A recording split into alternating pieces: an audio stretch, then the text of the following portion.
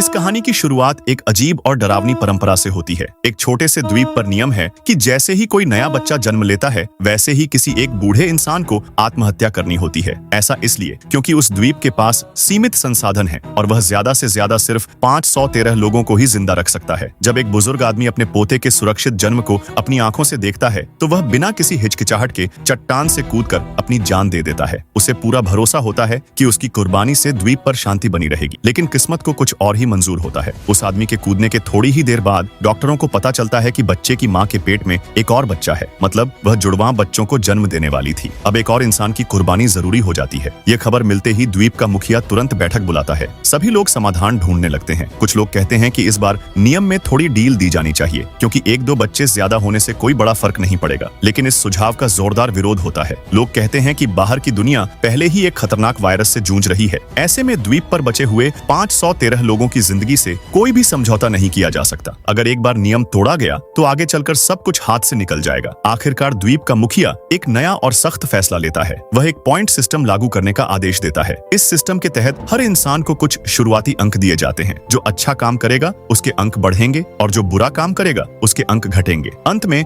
जिस व्यक्ति के सबसे कम अंक होंगे उसी को मार दिया जाएगा। यह सब एक लड़का टीवी स्क्रीन पर देख रहा होता है। जैसे ही वह सूची देखता है उसकी हालत खराब हो जाती है। उसका नाम नीचे से तीसरे नंबर पर होता है। इसका मतलब साफ है, अगर उसका नंबर आ गया तो उसे समुद्र में फेंककर डुबो दिया जाएगा। डर के मारे वह सन्न रह जाता है। तभी उसका गोरे बालों वाला दोस्त उसे ढाढ़स बंधाता है। वह कहता है कि घबराने की जरूरत नहीं है क्योंकि उसकी माँ खुद इस द्वीप की मालिक है और वह जरूर उसकी मदद करेगी। अगले ही दिन यह बात सच साबित होती है। द्वीप की मालकिन एक तरीका निकालती है जिससे उसके बेटे का दोस्त अपने अंक बढ़ा सके। वह योजना बनाती है कि गोरे बालों वाला लड़का अपने हाथ में पकड़ा हुआ सेब किसी और बच्चे के साथ बांट ले। इस छोटे से काम को एक अच्छा कर्म माना जाता है। इसके बदले उस लड़के के 10 अंक बढ़ा दिए जाते हैं। उसकी रैंक एक स्थान ऊपर चली जाती है और वह फिलहाल खतरे से बाहर हो जाता है। लेकिन राहत ज्यादा देर की नहीं होती। बहुत जल्द अंतिम वोटिंग का समय आ जाता है। सबसे नीचे अंक वाले व्यक्ति के रूप में एक बढ़ई होता है जिसने हाल ही में चोरी की थी। गांव वाले बिना ज्यादा सोचे समझे उसके खिलाफ 200 से ज्यादा मौत के वोट डाल देते हैं। बढ़ई को लगने लगता है कि अब उसका बचना नामुमकिन है, लेकिन तभी उसकी पत्नी अचानक सबके सामने एक भयानक सच उजागर करती है। वह बताती है कि द्वीप की मालकिन का बेटा यानी हुआंग माओ अपनी माँ की ताकत का सहारा लेकर उसे अंधेरे कमरे में घसीटता था और गुलाम की तरह काम करने को मजबूर करता था। अगर वह मना करता तो उसके परिवार का राशन बंद करने की धमकी दी जाती थी। यह सुनते ही हुआंग माओ जोर जोर से हंसने लगता है। वहाँ मौजूद ज्यादातर लोग भी इस बात पर भरोसा नहीं करते, लेकिन तभी एक एक करके कई महिलाएं खड़ी होती हैं और हुआंग माओ पर वही आरोप लगाने लगती हैं। माहौल अचानक बदल जाता है। हुआंग माओ घबरा जाता है और दौड़कर अपनी माँ के पास जाता है, लेकिन पूरे गांव की नजरों के सामने द्वीप की मालकिन के पास अपने बेटे को बचाने के लिए कोई जवाब नहीं होता। मजबूरी में वह अपने ही बेटे को सजा देने के लिए वोटिंग शुरू करवाती है। इस बार हुआंग माओ के खिलाफ लगभग 400 वोट पड़ते हैं। साफ हो जाता है कि अब उसका बचना तय नहीं है, लेकिन एक माँ होने के नाते वह अपने बेटे को मरते हुए नहीं देख पाती। इसलिए वह उसे मारने की बजाय बाहर की दुनिया में भेजने का फैसला करती है। बाहर की दुनिया वायरस से भरी हुई होती है, जहाँ भेजे जाने का मतलब लगभग मौत ही होता है। ये फैसला सुनकर गांव वाले चुप हो जाते हैं और कोई विरोध नहीं करता। इसके बाद हुआंग माओ को जेल में बंद कर दिया जाता है। रात के अंधेरे में उसकी माँ चुपचाप जेल में आती है। वह अपने बेटे को एक सैनिक का सोने का हार देती है और कहती है कि यही आखिरी चीज है जो वह उसे दे सकती है। उसे उम्मीद होती है कि शायद वह शहर में इसी के सहारे अपनी जिंदगी चला सके। अगली सुबह हथियारबंद दस्ता हुआंग माओ को द्वीप से बाहर ले जाता है। जाते जाते वह बढ़ई के पास पहुंचकर जानबूझकर अपने सिर से उसकी नाक तोड़ देता है, जिससे साफ पता चलता है कि उसे अपने किए पर कोई पछतावा नहीं है। लेकिन जैसे ही स्पीड बोट उजड़े हुए शहर में दाखिल होती है तब जाकर हुआंग माओ के अंदर असली डर पैदा होता है। वह गिड़गिड़ाकर सैनिकों से कहता है कि उसे वापस द्वीप ले चलें। वह वादा करता है कि बदले में वह अपनी माँ को सबसे बढ़िया सामान दिलवाएगा, लेकिन उसकी बात सुनते ही सैनिक उसे बेरहमी से पीट देते हैं। वेस्ट सिटी स्क्वाड के लोग उसे पहले से ही नापसंद करते थे। आखिरकार उसे एक सुनसान घाट पर उतारकर वहीं छोड़ दिया जाता है ताकि वह बर्बाद शहर में अपने हाल पर जी सके। स्क्वाड के पास ज्यादा समय नहीं होता। उन्हें शहर के अंदर एक सौदे के लिए जाना होता है। वे हर महीने यहाँ अर्ल के साथ सामान का लेन देन करने आते हैं। वे पुल के पास पहुँचते हैं जहाँ अर्ल के लोग गाड़ियों में आ जाते हैं। दोनों तरफ हथियार होते हैं और दोनों एक दूसरे से सुरक्षित दूरी बनाए रखते हैं। सैनिक अपने साथ फल के 2 बॉक्स लेकर आते हैं। इस तबाह हो चुकी दुनिया में साधारण से साधारण संतरे भी सोने से ज्यादा कीमती भर्ती होते हैं। बदले में अर्ल अपने लोगों से दवाइयों के 2 बॉक्स मंगवाता है। भले ही कुछ दवाइयां एक्सपायर हो चुकी होती हैं, फिर भी उनमें थोड़ा असर बचा होता है। द्वीप पर रहने वाले लोगों के लिए यही दवाइयां जीवन और मौत के बीच का एकमात्र सहारा होती हैं। लेन देन ठीक से चल ही रहा होता है कि तभी एक टीम मेंबर को इमारत के अंदर से कुछ अजीब आवाजें सुनाई देती हैं। मैट को मन में घबराहट महसूस होती है तो वह खुद जाकर देखने का फैसला करता है। अंदर उसे एक अजनबी आदमी मिलता है। वह आदमी कहता है कि उसने कुछ भी नहीं मांगा है और अचानक मैट की तरफ एक बोतल फेंक देता है। मैट डॉक्टर का बेटा होता है, इसलिए वह तुरंत पहचान लेता है कि यह बिल्कुल नई, बिना एक्सपायर हुई दवा है। ये वही दवा होती है जो वैक्सीन बनाने के लिए बेहद जरूरी है। मैट को हैरानी होती है कि इस आदमी के पास इतनी कीमती दवा कैसे है। वह आदमी बताता है कि उसके पास ऐसी और भी बहुत सारी दवाइयां हैं, क्योंकि उसे एक क्रूज शिप मिला है जिसमें एडवांस मेडिकल मशीनें और कीमती दवाइयां भरी हुई हैं। वह मैट को वहां ले जाने की तैयारी करने लगता है। चारों तरफ घुप अंधेरा होता है, लेकिन उसके हाथ में सच में दवाइयों से भरा एक पूरा बॉक्स होता है। तभी अचानक उसके पीछे से करीब 1 दर्जन शरणार्थी निकल आते हैं। वे एक सौदा रखने की कोशिश करते हैं। उनका कहना होता है कि अगर उन्हें द्वीप पर रहने दिया जाए तो वे सारी दवाइयां देने को तैयार हैं। लेकिन साफ बात होती है कि द्वीप पर 513 लोगों का संतुलन किसी भी हालत में नहीं तोड़ा जा सकता। मैट बिना ज्यादा सोचे समझे इस सौदे को ठुकरा देता है। वह 2 गोलियां चलाता है और तुरंत वहां से भाग जाता है। लेकिन किसी को उम्मीद नहीं होती कि शरणार्थी उसका पीछा करना बंद नहीं करेंगे और लगातार उसके पीछे दौड़ते रहेंगे। उधर स्क्वाड अर्ल के साथ सौदा पूरा कर चुका होता है और सैनिक दवाइयों के साथ लौटने की तैयारी कर रहे होते हैं। तभी अचानक एक बूढ़ा आदमी जो पहले से घात लगाए बैठा होता है बाहर कूद पड़ता है। वह लिटिल फैटी को जमीन पर दबोच लेता है और जबरदस्ती उसका मास्क उतार देता है, जिससे वह सीधे जहरीली हवा के संपर्क में आ जाता है। खुशकिस्मती से ठीक उसी समय कप्तान की गोली चल जाती है। उसकी समय पर की गई फायरिंग लिटिल फैटी की जान बचा लेती है। लिटिल फैटी जल्दी से अपना मास्क वापस पहन लेता है, लेकिन फिर भी सब जानते हैं कि अब उसके संक्रमित होने का खतरा बना हुआ है।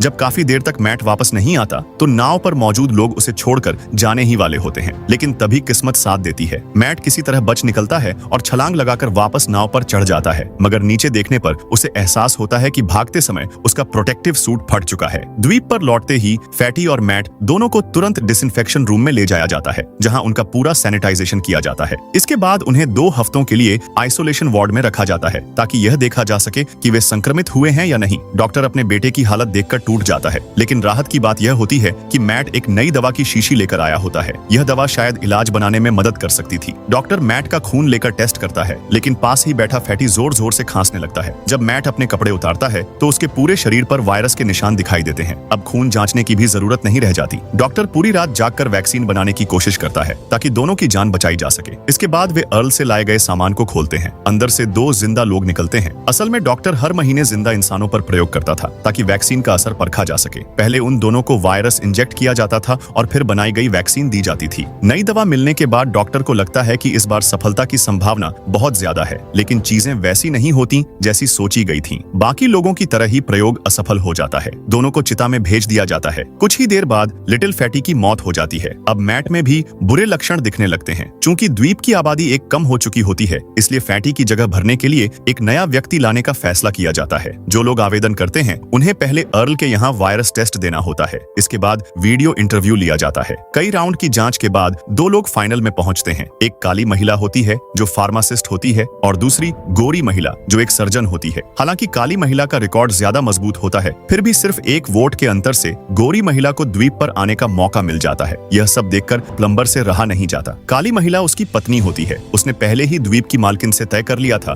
कि उसकी पत्नी को द्वीप पर लाया जाएगा, लेकिन अब मालकिन ने अपना वादा तोड़ दिया होता है और गोरी महिला के पक्ष में वोट दे दिया होता है। जब प्लम्बर गुस्से में उससे सवाल करता है तो द्वीप की मालकिन साफ कह देती है कि इस समय द्वीप को सबसे ज्यादा जरूरत एक सर्जन की है। भले ही वादा किया गया हो, लेकिन ऐसा कोई फैसला नहीं लिया जा सकता जो द्वीप के लोगों को नुकसान पहुंचाए। अब प्लम्बर खुद को ठगा हुआ और गुनहगार महसूस करता है। उसका गुस्सा काबू से बाहर हो जाता है। वह एक खौफनाक फैसला करता है। वह द्वीप के सबसे ताकतवर जनरेटर को तबाह करने का सोचता है ताकि सबकी मौत हो जाए। सबसे पहले प्लम्बर सुरक्षा गार्ड को शराब की एक बोतल देता है। गार्ड जब पूरी तरह नशे में धुत हो जाता है तब प्लम्बर चुपचाप जनरेटर के ऊपर चढ़ जाता है। वह हथौड़े से जनरेटर को तोड़ने लगता है। उसी वक्त उसकी नजर सिक्योरिटी कैमरे की स्क्रीन पर पड़ती है। उसे एहसास हो जाता है कि सब कुछ रिकॉर्ड हो रहा है। हालांकि गार्ड नशे में होता है, फिर भी प्लम्बर बिना देर किए वहां से भाग निकलता है। गार्ड उसे रोकना चाहता है, लेकिन नशे और कमजोरी की वजह से हिल भी नहीं पाता। इसी अफरा तफरी में प्लम्बर चढ़ते समय हादसे का शिकार हो जाता है। जब लोग उसे ढूंढते हैं तब तक उसकी हालत बेहद गंभीर हो चुकी होती है। उसका दायां पैर पूरी तरह बेकार हो चुका होता है और तुरंत उसे काटना जरूरी हो जाता है। नए आई सर्जन सिस्टर बाई वहां मौजूद होती है। सबको लगता है कि वही ऑपरेशन करेगी, लेकिन सबसे अहम समय पर वह छिप जाती है। अब डॉक्टर के पास खुद ऑपरेशन करने के अलावा कोई रास्ता नहीं बचता। ऑपरेशन के बाद डॉक्टर सिस्टर बाई से पूछता है कि उसने मदद क्यों नहीं की। तब सिस्टर बाई एक बड़ा सच बताती है। वह मान लेती है कि वह असल में डॉक्टर है ही नहीं, उसका मेडिकल बैकग्राउंड नकली होता है। वह बताती है कि वह मेडिकल सवालों के जवाब इसलिए आसानी से दे पाती है क्योंकि उसने 3 साल तक मेडिकल किताबें और डेटा रट लिया था, लेकिन उसे असली ऑपरेशन या इलाज का कोई अनुभव नहीं है। वह किसी और मकसद से द्वीप पर आई होती है क्योंकि उसे लगता है कि यहाँ जल्द ही कुछ बहुत बड़ा होने वाला है। उसी वक्त दरवाजा अचानक खुल जाता है। डॉक्टर का असिस्टेंट, जो बाहर खड़ा होकर सारी बातें सुन चुका होता है, गलतफहमी में आ जाता है। उसे लगता है कि डॉक्टर बाहर वालों के साथ मिलकर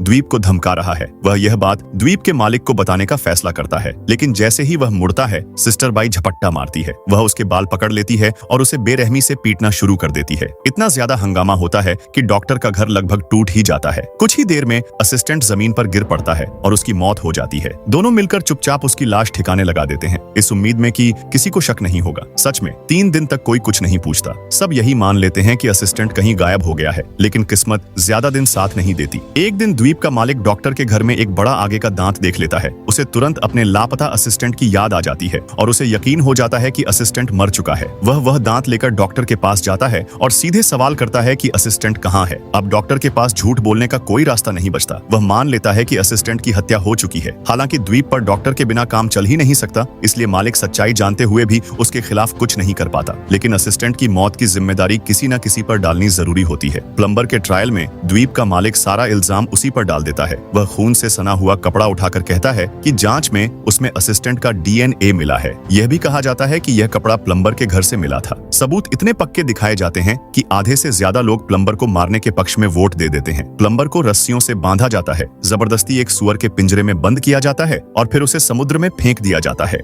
प्लम्बर की चीखें सुनकर द्वीप का वह आदमी पूरी तरह चुप हो जाता है। उसे अब साफ समझ आ जाता है कि प्लम्बर बस अपनी पत्नी के साथ दोबारा जिंदगी शुरू करना चाहता था, लेकिन उसका अंजाम इतना भयानक हुआ। उसी पल उसे जैसे सब कुछ साफ साफ दिखने लगता है। उसे एहसास होता है कि इस द्वीप पर रहने वाला हर इंसान दरअसल द्वीप के मालिक की कठपुतली है। वह आदमी वापस लैब में लौटता है। वहाँ उसका बेटा मौत से जूझ रहा होता है। बेटे को देखते हुए वह आखिरकार द्वीप का सबसे बड़ा सच बता देता है। वह बताता है कि शुरू में इस द्वीप पर 1000 से भी ज्यादा लोग रहते थे, लेकिन लोगों को कंट्रोल में रखने के लिए द्वीप के मालिक ने फैसला किया कि आबादी एक तय सीमा में ही रखी जाएगी। 513 का नंबर किसी वैज्ञानिक गणना से तय नहीं हुआ था। असल में यह नंबर मालिक ने एक कैलेंडर के विज्ञापन में यूं ही देख लिया था और उसी को नियम बना दिया गया। इसके बाद उसने डॉक्टरों के साथ मिलकर समुद्र किनारे मिलने वाली लाशों से वायरस निकाला और उसे हथियार बना लिया। द्वीप की जांच के बहाने वह चुपचाप उन लोगों को वायरस इंजेक्ट कर देता था जो उसके फैसलों का विरोध करते थे। जब तक उन लोगों में बीमारी के लक्षण दिखते, तब तक गार्ड पहले से उनके दरवाजे पर खड़े होते थे। मालिक जिन्हें हटाना चाहता था, उन्हें 2 सेकंड में खत्म कर दिया जाता था। डॉक्टर टूटे हुए दिल से कबूल करता है कि आज जो कुछ भी हो रहा है उसका जिम्मेदार वही है। उसे अपने की पर गहरा पछतावा होता है। वह तय करता है